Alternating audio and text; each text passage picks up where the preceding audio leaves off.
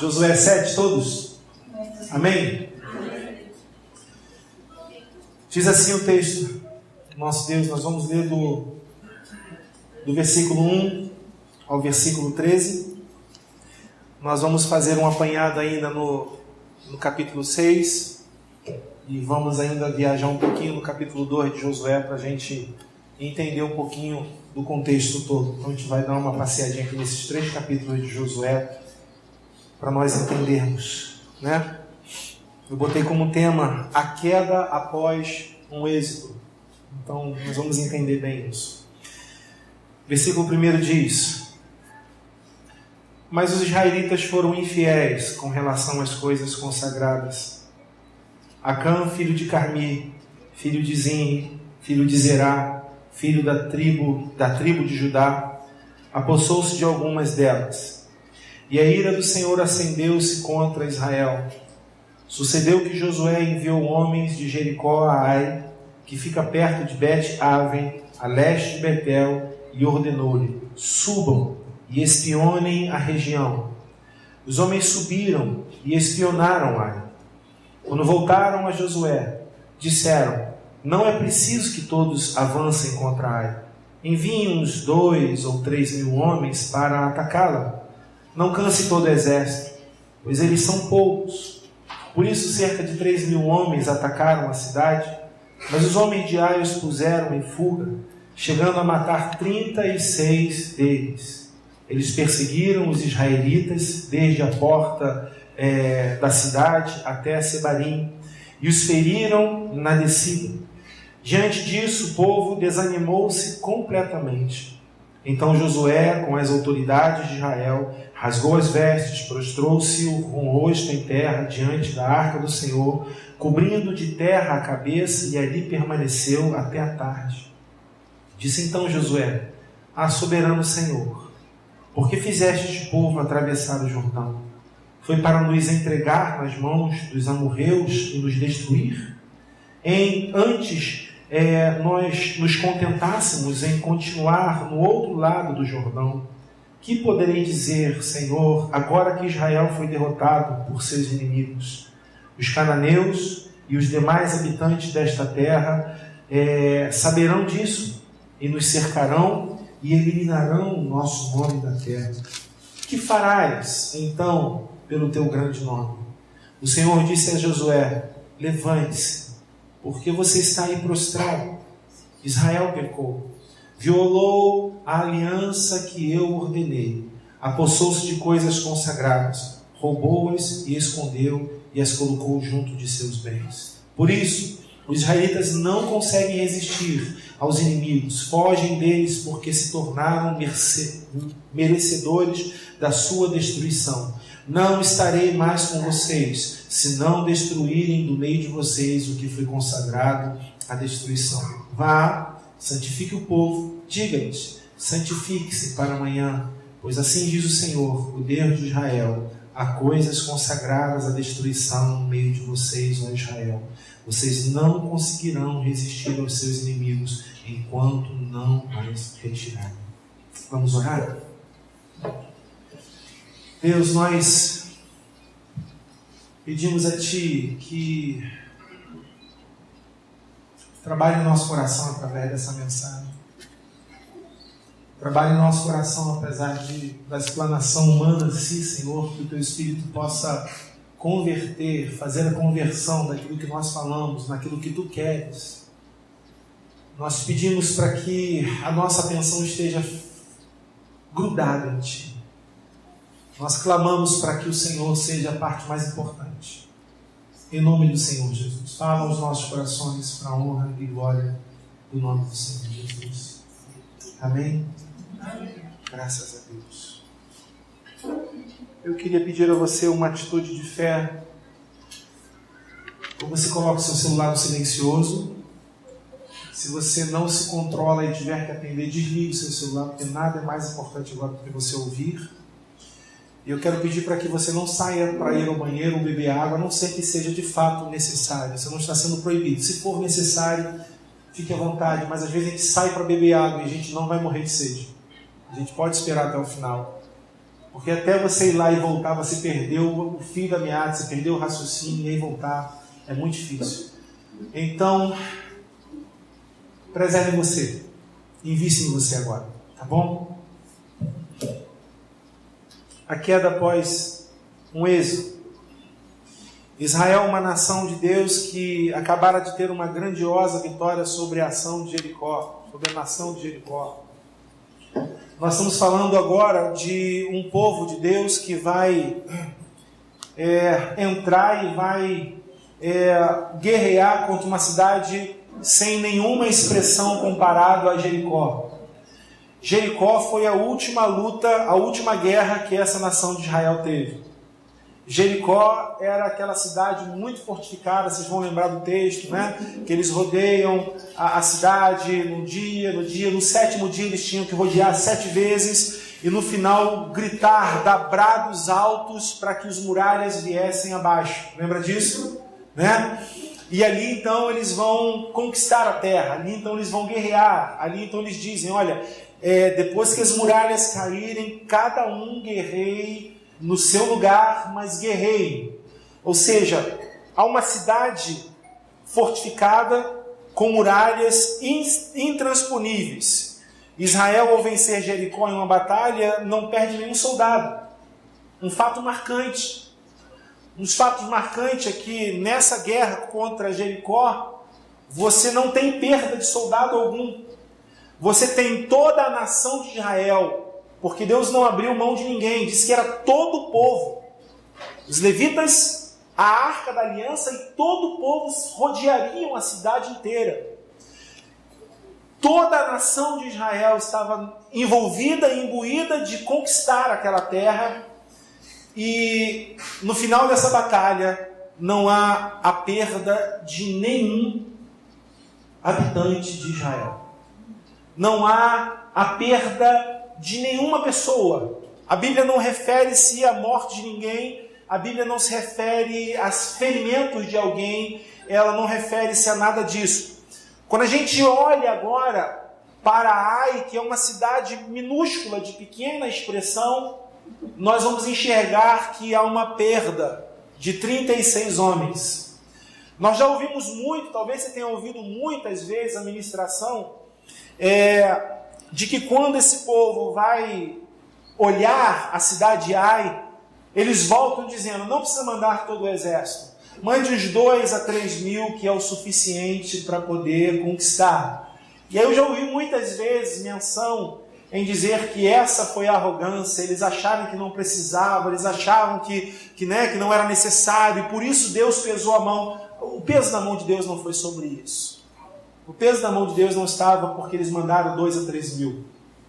O diagnóstico que eles fizeram, que os espiões fizeram da cidade de Ai, era de fato suficiente, de 2 a 3 mil homens indo guerrear seria o suficiente para que houvesse o êxito.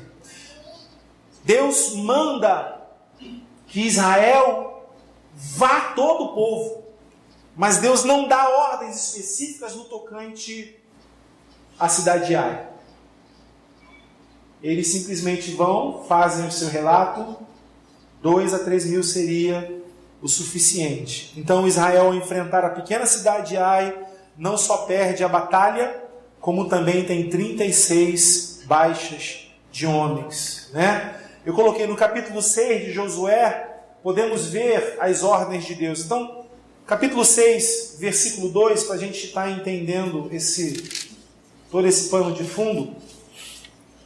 O capítulo 6, versículo 2, ele está dizendo assim: então o Senhor disse a Josué, saiba que entreguei nas suas mãos Jericó, seu rei e seus homens de guerra. Então a gente olha nesse capítulo 2, a forma como Deus dá a ordem, Deus dá a direção, Deus mostra de fato a Josué que essa cidade que eles iam conquistar, que era uma cidade fortificada, Deus já havia entregado em suas mãos. A gente também não enxerga dentro desse texto agora que Josué houvesse buscado a Deus para entrar na cidade de Ai. a gente não enxerga, a gente só enxerga que partindo da cidade de Jericó, porque eles já haviam conquistado a cidade de Jericó, partindo da cidade de Jericó, agora eles vão em direção a Ai para poder conquistar a cidade de Ai. Não há nenhum relato em dizendo que Deus havia, da mesma forma que entregado nas mãos deles a cidade de Jericó, que Deus havia entregado essa cidade de Ai. Não há. Há uma segunda ordem de Deus que não deve ser questionada ou desobedecida. Versículo Josué 6, do 17 ao 19, que diz assim: a cidade, com tudo que nela existe, será consagrada ao Senhor para destruição. Somente a prostituta Raabe e todos que estão com ela em sua casa serão poupados, pois ela escondeu os espiões que enviamos. Mas fiquem longe das coisas consagradas, não se apossem de nenhuma delas para que não sejam destruídos. Do contrário, trarão destruição e desgraça ao acampamento de Israel. Toda a prata, todo o ouro e todos os utensílios de bronze e de ferro são consagrados e pertencem ao Senhor e deverão ser levados para o seu tesouro. Quando soaram as trombetas, o povo gritou, o som das trombetas e a cidade, né? Coisa toda. Então, a gente olha no capítulo 6, uma ordem de Deus, o alicerce de Deus, a base de Deus, que dá a Josué a convicção de que aquilo que ele vai investir na sua vida, ele vai concretizar. De que aquilo que Josué fez na direção, no contato com Deus, Deus vai abençoar, Deus vai fazer, Deus vai concretizar aquela batalha, porque estava envolvido com ele. Deus estava nesse meio. Havia um envolvimento entre esse homem chamado Josué e agora esse povo, essa terra que Deus havia prometido dar. Amém? Mas nenhuma das situações que Deus dá vem sem uma direção, vem sem um senão, vem sem uma regra, algo que nós precisamos obedecer. Então agora Deus diz: eu vou entregar essa terra a vocês, mas nessa batalha vocês não vão desfrutar dos despojos. Os despojos eram o seguinte: quando uma nação guerreava com outra, depois que a nação que havia perdido estava derrotada, esse povo muitas vezes poderia se apossar dos despojos, ou seja, são os bens daqueles que perderam, sabe, os bens daqueles que perderam a guerra. Esse povo então poderia se apossar porque Deus dava autoridade. Agora, nessa passagem, Deus está dizendo: não se apossem de nada, não tomem posse de nada. Não recolham nada para vocês. E se tiver ouro, prata, ferro, tudo isso deve ser recolhido para a casa do tesouro. E aí ele diz bem claro: porque se vocês não obedecerem, vocês vão trazer sobre a vida de vocês, não bênção, mas desgraça. Se vocês não obedecerem, vocês vão conseguir enxergar que após um êxito há uma queda. Nós não relaxamos. É como se Deus estivesse dizendo: não relaxe depois que vocês conquistarem a cidade. O que Deus traz para esse povo são regras muito apertadas, muito justas, para que eles conseguissem a vitória. Então eles obedecem cabalmente tudo que Deus mandou, a ponto de gritos serem o suficiente misturado com Deus para que as muralhas caíssem.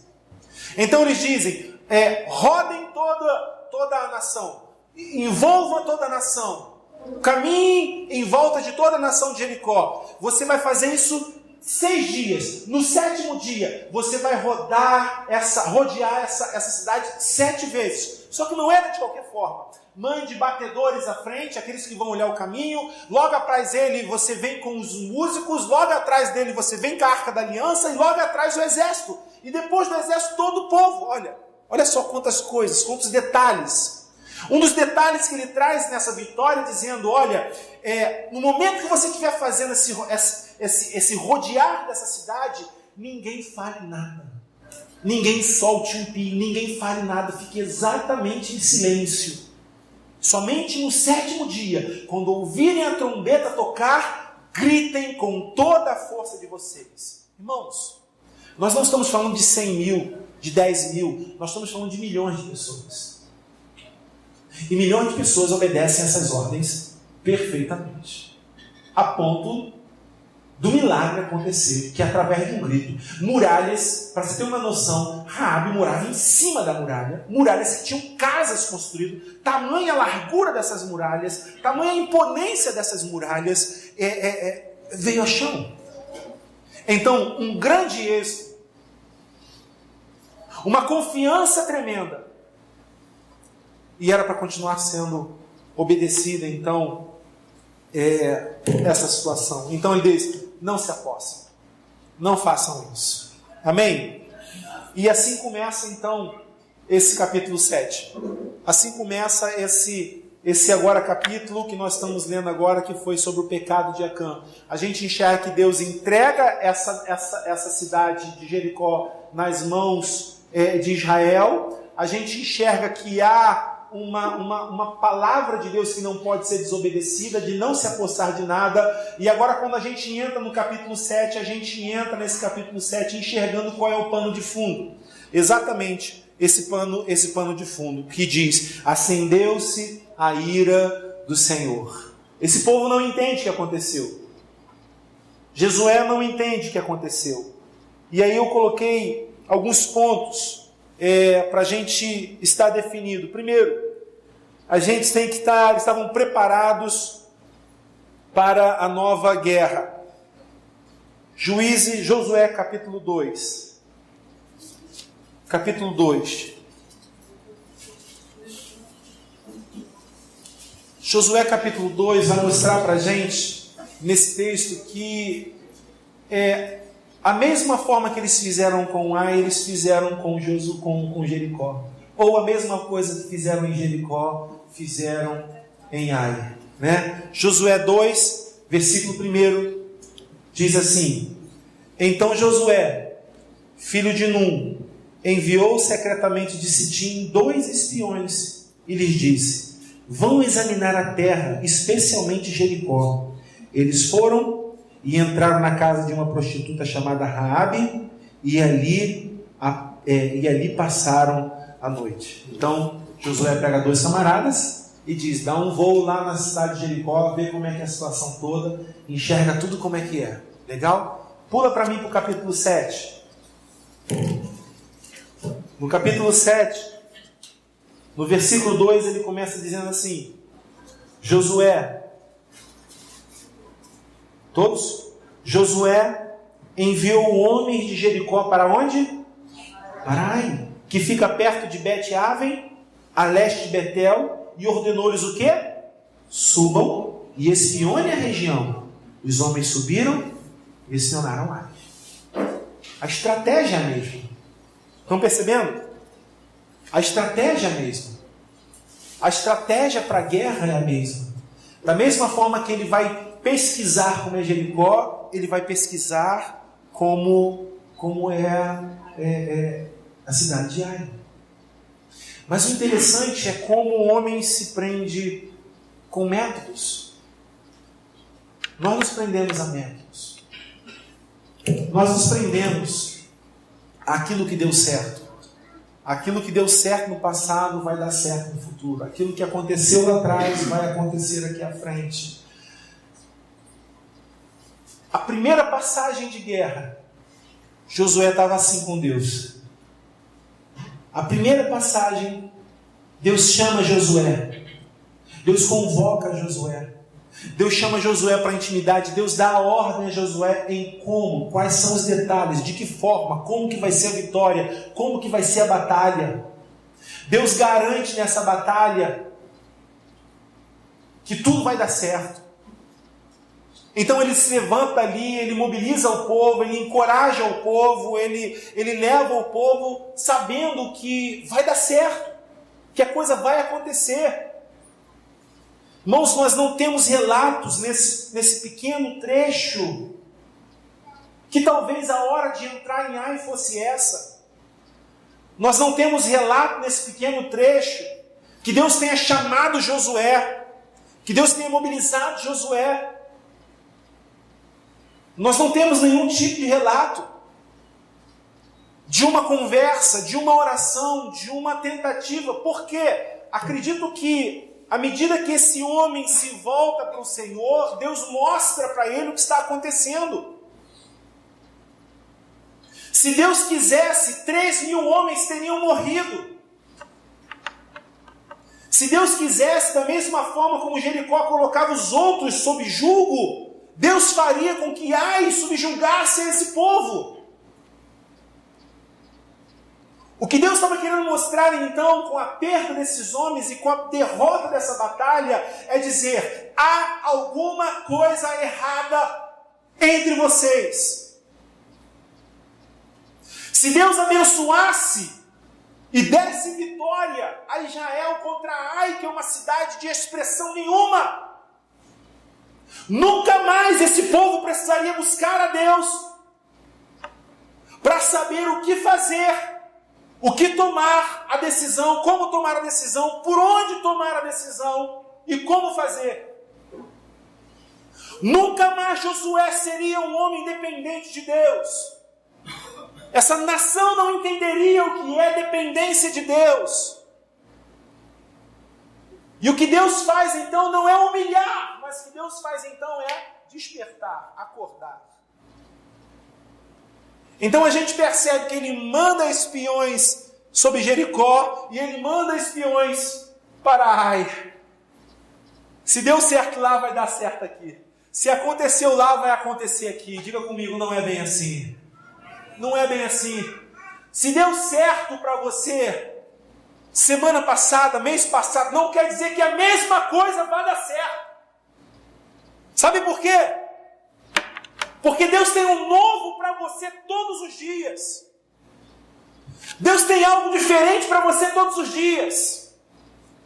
Então a solução que o Anderson teve na sua casa, na sua família, que o Michel teve na sua casa, na sua família, não pode ser repassado para mim como uma regra de fé. E vai dar certo.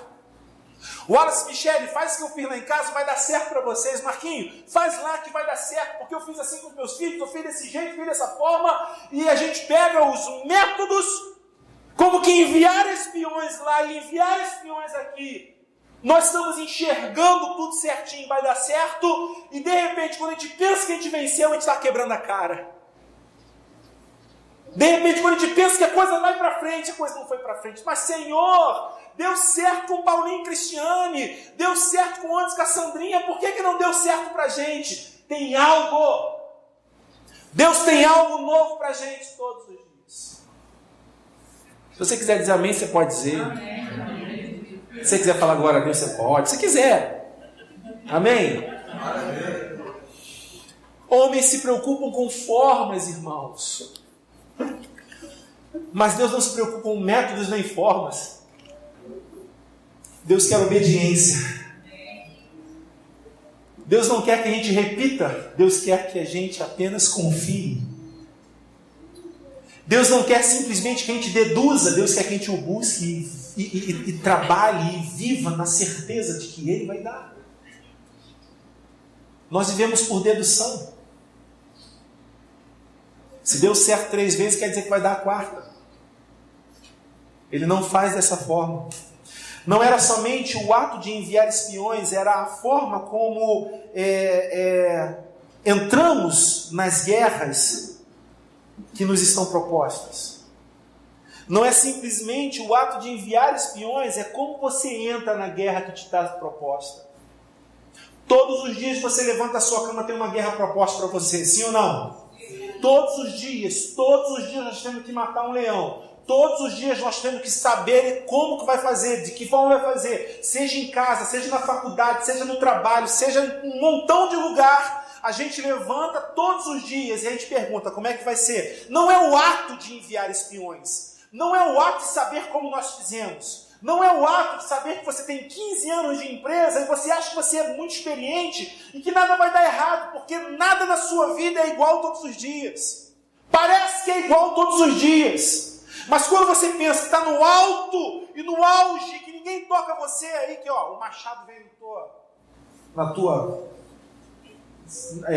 lá embaixo. Na canela. Vai mais embaixo ainda, vai lá no... Né, Marquinhos? Aí a gente fala, madeira. Foi. Quantos aqui já caíram, irmão? Quantos aqui do alto da sabedoria, do alto da arrogância, do alto e já foi? Quantos aqui? E Deus está dizendo, não é na sua sabedoria. Não é.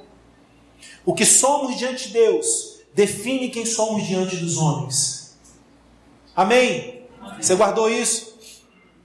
O que somos diante de Deus define quem somos diante dos homens.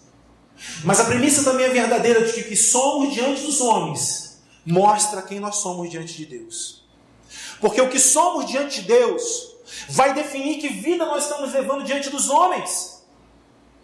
Se conhecemos Deus, se nós não estamos ligados a métodos, se nós não estamos ligados à vida corriqueira, à loucura do dia a dia, se nós estamos preocupados em dizer, Deus, eu quero te encontrar, Deus, eu quero voltar a ter contigo. Se nós estamos preocupados com isso, a sua vida aqui embaixo com os homens vai mostrar que você é diferente. Vai mostrar que você não está sendo, sabe, esse homem ou essa mulher que está sendo levado com a correnteza que todo mundo está sendo levado. Por quê? Porque para você não é simplesmente o destino ou qualquer outra coisa. Quem define a sua vida é Deus. Quem define a nossa vida é o Senhor. Por que nós sabemos isso? Porque nós gastamos tempo com Ele. Irmão, sabe qual é o problema da igreja hoje? É que ela ama Deus também. A igreja ama Deus também. E esse é todo o problema. Porque ela ama a família, ela ama o dinheiro, ela ama o seu lazer, ela ama a televisão, ela ama o seu trabalho e ama a Deus também. E enquanto Deus estiver no também, enquanto Deus fizer parte do também da sua vida, sabe o que vai acontecer? É que a sua vida entre os homens vai mostrar quem você é diante de Deus.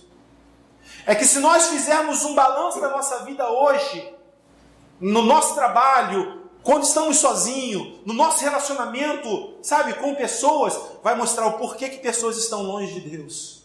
Então, por isso eu coloquei, o que somos diante de Deus define quem somos diante dos homens. Mas a premissa também é verdade, de que o que somos diante dos homens mostra quem nós somos para Deus. E muitas pessoas não são nada, não representam nada, não estão representando como ser cristão, não estão representando o que é ser cristão. E Deus não bota a mão na cabeça da gente dizendo, tadinho dele, tadinho dela.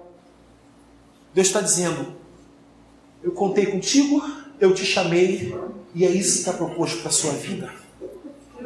Quantos estão entendendo isso? Amém. Então diga comigo, o que somos diante de Deus, define quem somos, diante dos homens. Amém? Amém. Depois você faz daqui para lá também. O que somos diante dos homens vai mostrar quem você é diante de Deus. Segundo ponto, a previsão de guerra. E a previsão de guerra, eu peguei o versículo 3 do capítulo 7, que diz assim: quando voltaram a Josué, disseram, não é preciso que todos avancem contra Ai. Enviem uns 2 ou 3 mil homens para atacá-lo. Não canse todo o exército, pois eles são pouco.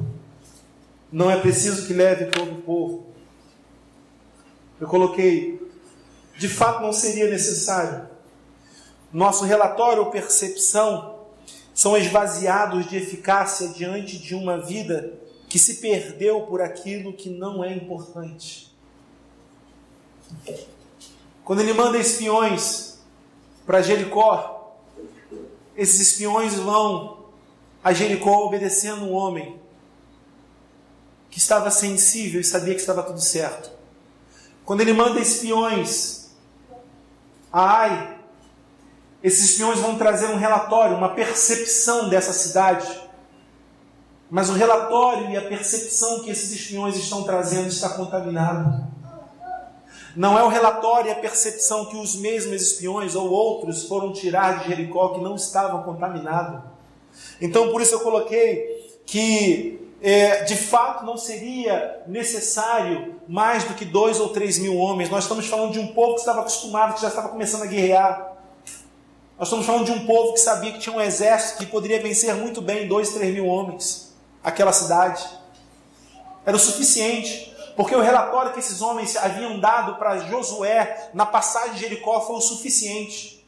Porque não seria o suficiente também a percepção desses homens, de 2 ou 3 mil homens seria o suficiente. Porque o relatório desses homens agora, a percepção desses homens, o que eles estavam enxergando na cidade, estava contaminado, eles não estavam enxergando o que tinham que enxergar.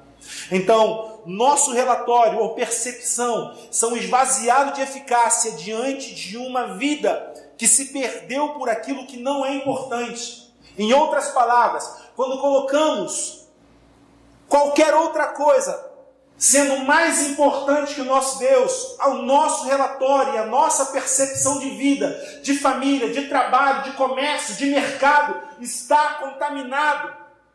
Quando nós amamos Deus também,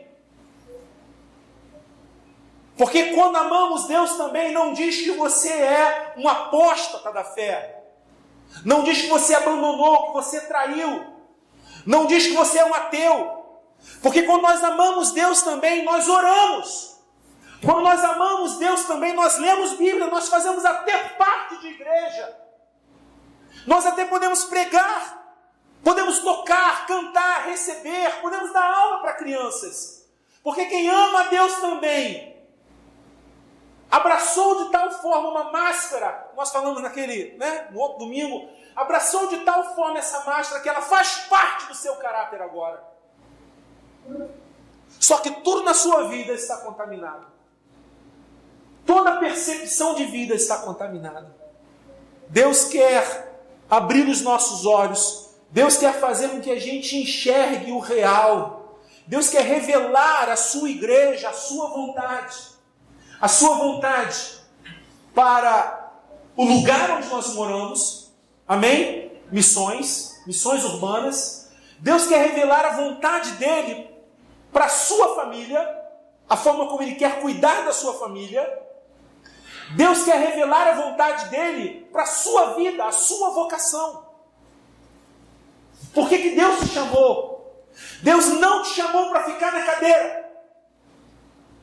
Deus não nos chamou para ouvir uma mensagem e ir embora para casa simplesmente como se estivesse, opa, estou satisfeito, ouvi uma boa mensagem. Ainda que você não trabalhe o ministério dentro da igreja, Deus não te chamou para você ficar na cadeira. Você entra para ouvir, para adorar a Deus, para buscar o Senhor, mas você tem que ter a convicção que você vai sair daqui para servir a alguém. Para servir a Deus. Para servir a Deus. Pastor, mas onde que eu invisto a minha vida? A sua percepção, ela precisa estar limpa. A sua vida precisa estar limpa. A minha vida precisa estar conectada e plugada a Deus. Para quê? Para que o relatório que nós estivermos enxergando ao nosso redor, ele seja digno de aceitação do nosso Deus. Senão eu estou vivendo como eu amar Deus também. Eu amo Deus também. E amar Deus também, nós fazemos coisas erradas. Podemos acertar, mas podemos fazer coisas erradas. Davi, um homem segundo o coração de Deus, vai buscar a arca que que já havia sido surrupiada, roubada, levada para outra nação. Uma alegria fantástica de buscar a arca da aliança, a representação do Senhor novamente, a presença do Senhor novamente no meio do seu povo, porque ele amava. E naquele momento, o melhor dele não era o melhor para Deus. Naquele momento faltou o quê? Ele entrar e lá nos princípios, na lei mosaica, enxergar como que a arca poderia ser conduzida. Naquele momento a ação dele foi de amar Deus também. Amar Deus também não quer dizer que você viva de qualquer jeito. Amar Deus também quer dizer que você quer acertar com Deus, mas te falta conhecimento, te falta profundidade, te falta raiz. Amar Deus também faz com que a gente não queira pecar, mas não temos vida em nós mesmos para resistir ao pecado.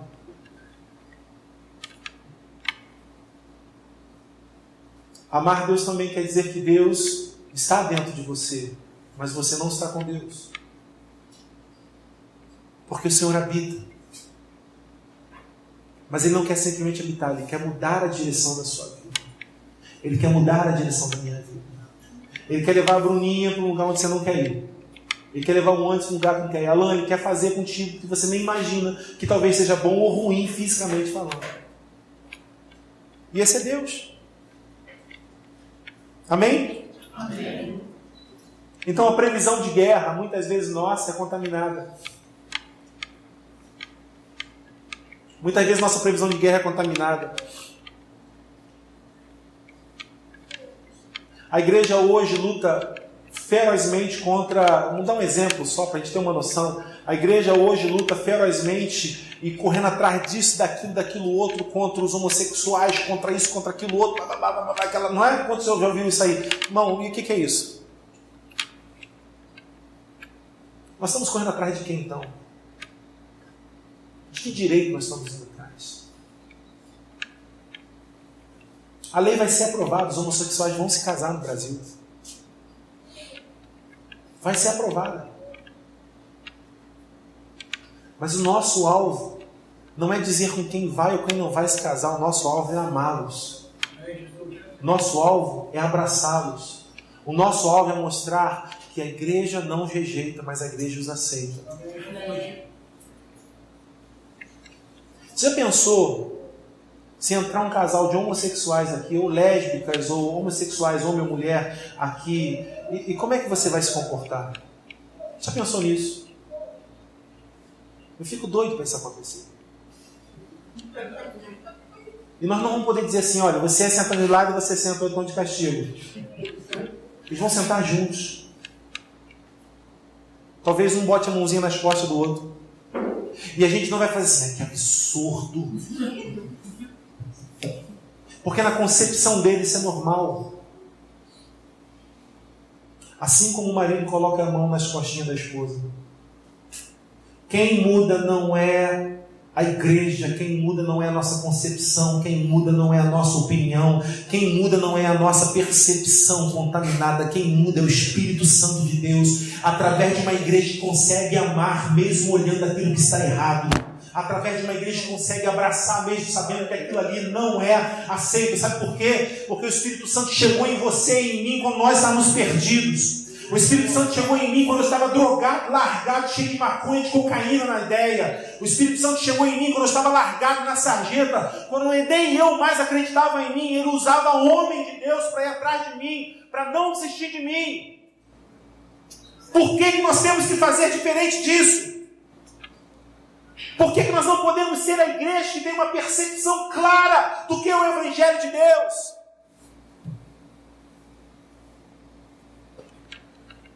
Amém? Amém. Gente, eu tenho mais umas 4 folhas aqui para falar e já está quase acabando o tempo. Terceiro ponto, o inesperado. O inesperado. Versículo 4.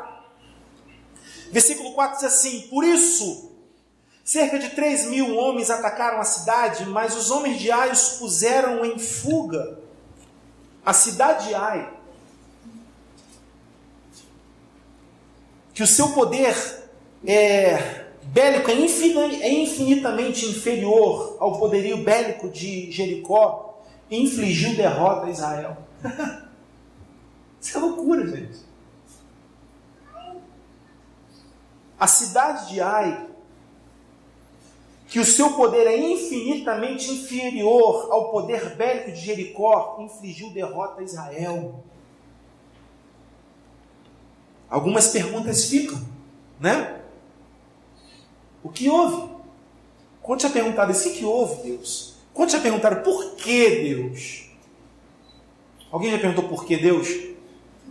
E eu fico imaginando a minha cara no espelho. Qualquer dia eu vou fazer isso no espelho, gente. Perguntando a Deus por quê? Porque a nossa cara deve ser uma cara de sofrimento, sei lá, de coitado, de assim, por que Deus? Tipo assim, eu fiz o meu máximo, sem vergonha que a gente é, gente. Porque todas as vezes que a gente pergunta a Deus por quê, ele está dizendo o seguinte: o senhor está errado. A gente não pergunta o porquê para saber o que houve. A gente não pergunta o porquê para saber, Deus, onde que eu errei? Né? Diz para mim onde que eu errei que eu vou acertar. Mas a gente pergunta assim, Deus, por quê? Esse porquê muitas vezes é assim, por que o Senhor fez isso? Por que o Senhor... Tem uma coisa errada aí, Deus. Eu estou fazendo tudo certinho. Isso. E o Senhor me faz uma peça dessa? Não é? Ô, gente, eu sou o único louco que pensa assim?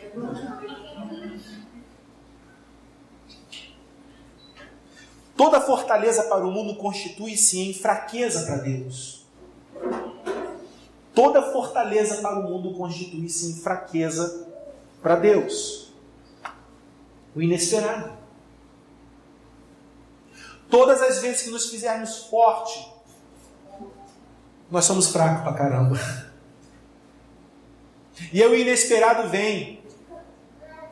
Todas as vezes que nós garantirmos em nós mesmos, o inesperado vem. Todas as vezes que você se achar bom pra caramba, o inesperado vai vir. Todas as vezes que o teu narizinho estiver lá no alto, vai vir o inesperado. E o inesperado tem que acontecer. O inesperado não quer dizer que Deus é ruim, quer dizer que Deus é o quê? Bom. Amém? Porque o inesperado quer dizer que Ele não desistiu de você. E Ele está corrigindo a gente. Então toda fortaleza para o mundo constitui-se em fraqueza para Deus. E a gente vai pensar naquele versículo que eu tanto gosto de falar. A gente olha para Paulo.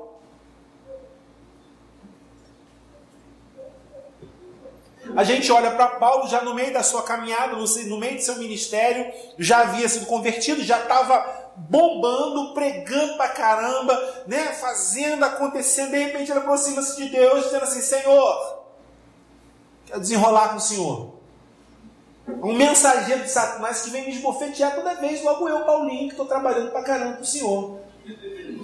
Em outras coisas está dizendo o seguinte, por que, Senhor? Né, Marquinhos? Por que, Senhor, que esse mensageiro vem me bater? Por que, Senhor, que essas coisas acontecem? Pensa bem se não é isso. Por que Paulo aproximaria-se do Senhor para dizer, Senhor, há um mensageiro de Satanás que vem me esbofetear todas as vezes, mas não esquenta a cabeça não, deixa ele me esbofetear, é isso?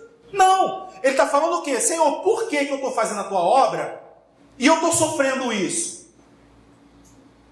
E aí o inesperado vem.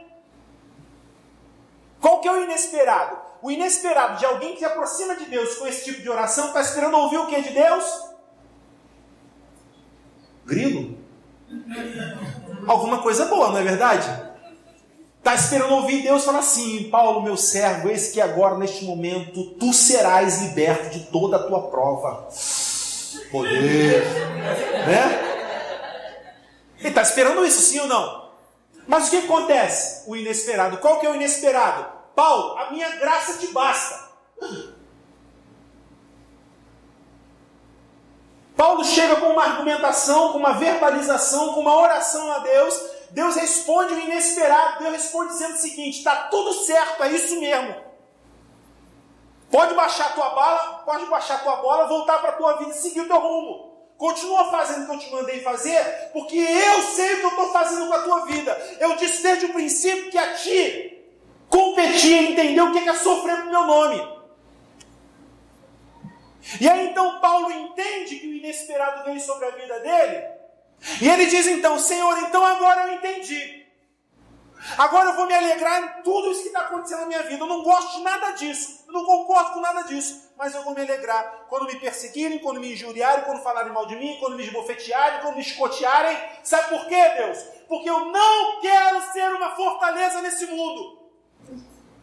Porque quando eu sou fraco, Deus, é que tu me honras. Quando eu me rendo nos teus pés, Senhor, é que a honra do Senhor brilha sobre a minha vida. A igreja hoje não quer ser fraca. E enquanto a igreja estiver fazendo uma percepção ou um relatório contaminado, ela vai querer ser grande, ela vai querer ser forte, ela não vai querer sofrer. E enquanto essa igreja não quiser sofrer e voltar-se para Deus com essas alegações, Deus vai dizer, você ainda não entendeu, você vai continuar recebendo os inesperados da tua vida. Nós precisamos nos render. Quantos podem dizer amém por isso? Amém. Nós precisamos nos render.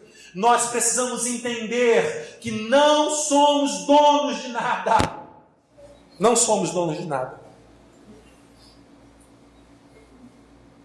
Minha sobrinha hoje fez 18 anos. E falaram para ela assim: e aí, Letícia já é dona do seu nariz. Eu falei assim: nem do nariz dela ela é dona. Porque se ela quiser ser dona do nariz, ela vai se arrebentar na vida toda. Nós não somos donos nem do nosso nariz. Nós não indicamos ou nem direcionamos para onde nós podemos ir. Nós sofremos porque a gente quer ser dono do nariz, né? O problema é que o corpo não obedece o nariz. Gente, deu para entender esse exemplo? Não? Às vezes eu falo assim, mas já foi. Bom, sempre que nos fazemos fortes, estamos anunciando uma queda. Que aos olhos, sempre que nos fazemos fortes, estamos anunciando uma queda que aos nossos olhos parece inesperada, mas para Deus já sabia. Se nós não acertarmos e não trazermos à tona aquilo que está escondido, uma hora a casa cai. Alô, você pode dizer amém? Amém. A casa sempre cai. Toda casa que é construída sobre areia, uma hora os rios, os ventos, alguma coisa vai bater forte e vai cair. E a Bíblia diz que se nós não voltarmos e não nos arrependermos de quem somos, a Bíblia diz que grande será aquela ruína. Nós só nos tornamos fortes quando escolhemos ser fracos. Aí está 2 Coríntios 12, 10, né? Que é o texto que eu usei. O que fazer? Versículo 10 e 11 do capítulo 7.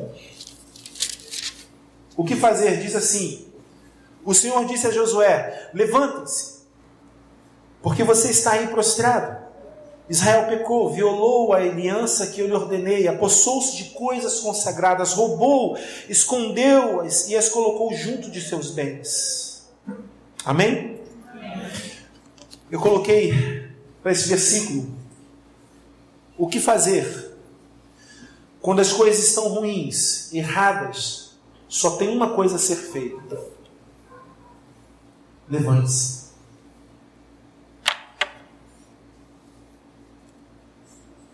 O Senhor disse a Josué: levante-se.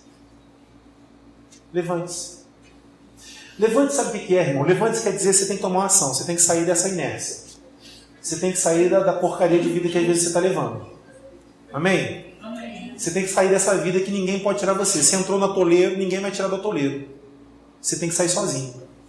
O bom é saber que Deus está ali, o Espírito Santo está ali para te ajudar. Ele vai te dar força.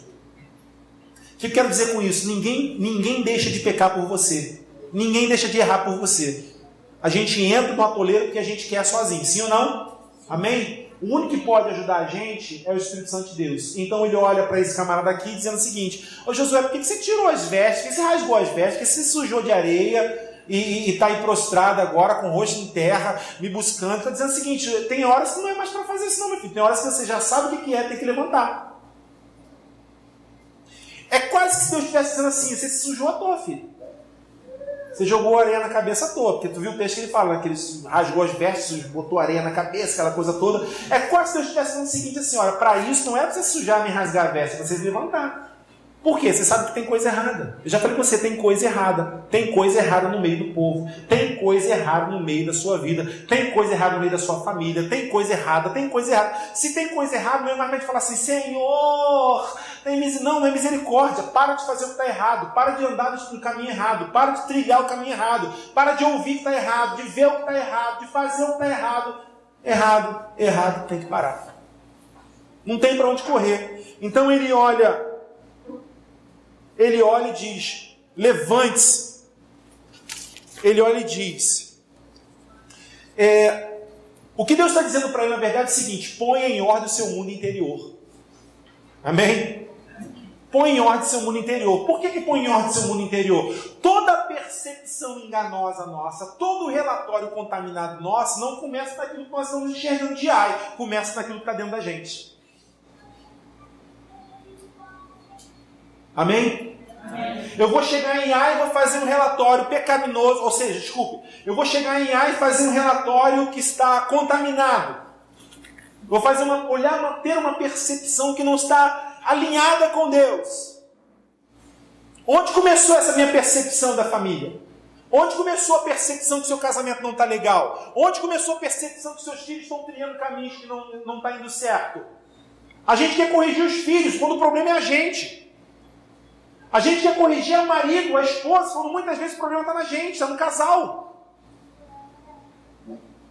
Então a gente sempre faz percepções, muitas vezes contaminadas, porque o problema está na gente.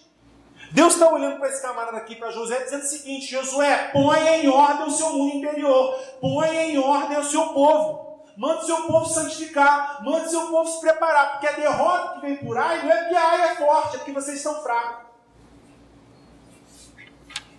A derrota, muitas vezes, que nós estamos colhendo dentro do casamento, não é porque o diabo é muito forte. E tem gente dando poder demais para o diabo. O diabo veio sobre o meu casamento, pastor, destruiu o meu casamento. Foi porque você é um bobão. Quase que sai bundão.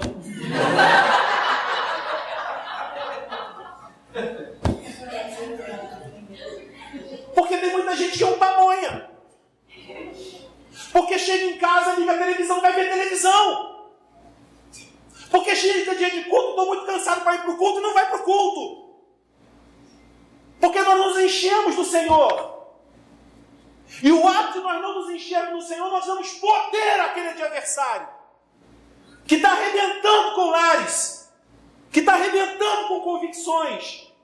E nós estamos tentando descobrir onde está o erro.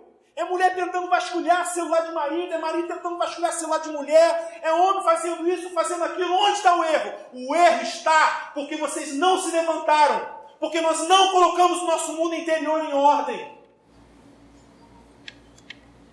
E Deus olha para esse camarada dizendo o seguinte: ponha em ordem o seu mundo interior. Olha para dentro de você.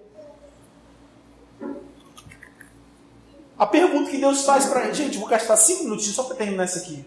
A pergunta que Deus faz para ele, gente, ele, não sei se você percebeu, ele parece ser muito taxativo como ele fez com Paulo.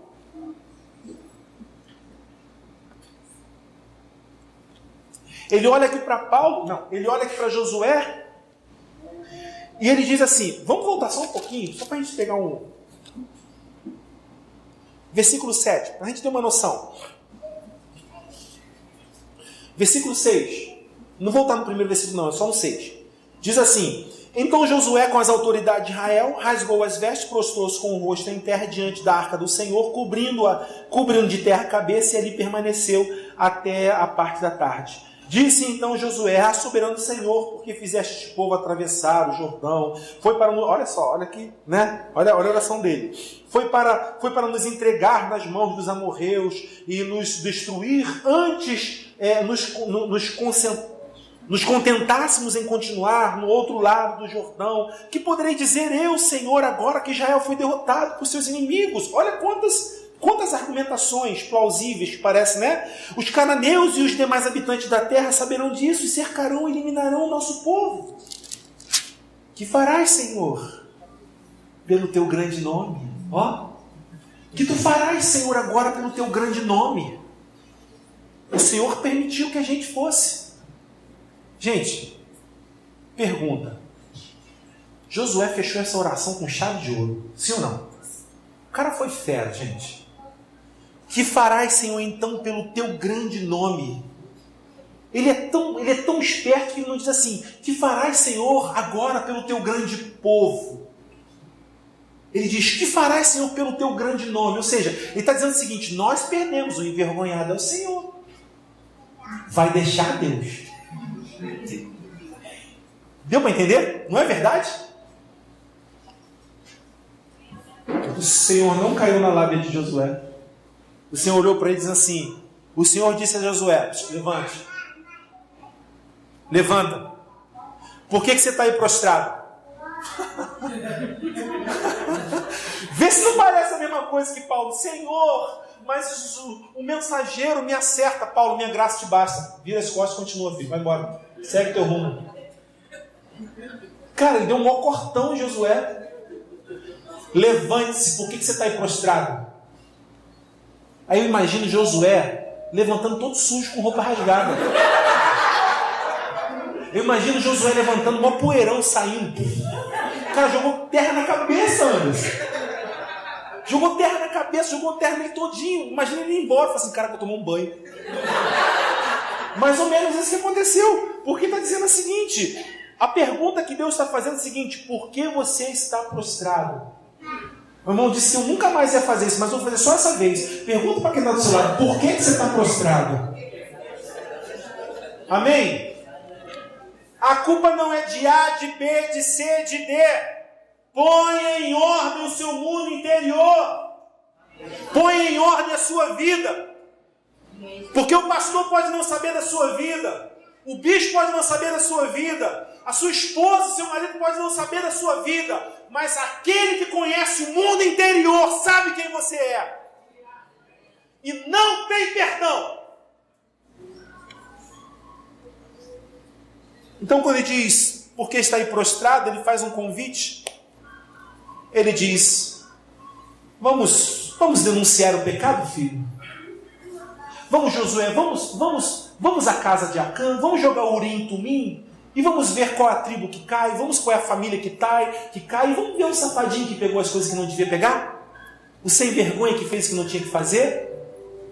Irmãos, uma hora a multidão começa a sair, e só fica a gente diante de Deus. Contra homens nós temos argumentações, mas Deus diz, terrível coisa é cair nas mãos do Deus Todo-Poderoso. Quem poderá livrar dessas mãos? Ele está dizendo para Josué, coloca para fora. Ele está dizendo, apresente-se a nós.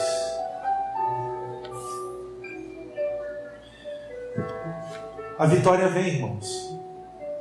Existe vitória para a gente, amém? Amém? Mas nós precisamos entender muita coisa. Nós precisamos viver a verdade do Evangelho. Nós precisamos abrir os olhos. Abrir os olhos. Porque não é de qualquer jeito. Não é de qualquer jeito. Amém? Amém.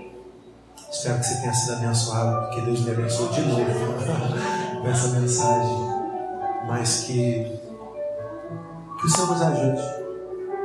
Que o Senhor nos ajude primeiro, a não nos garantirmos nos métodos, a não nos garantirmos em situações paliativas, a nos entregarmos a Ele como Ele quer, como tem que ser, como deve ser.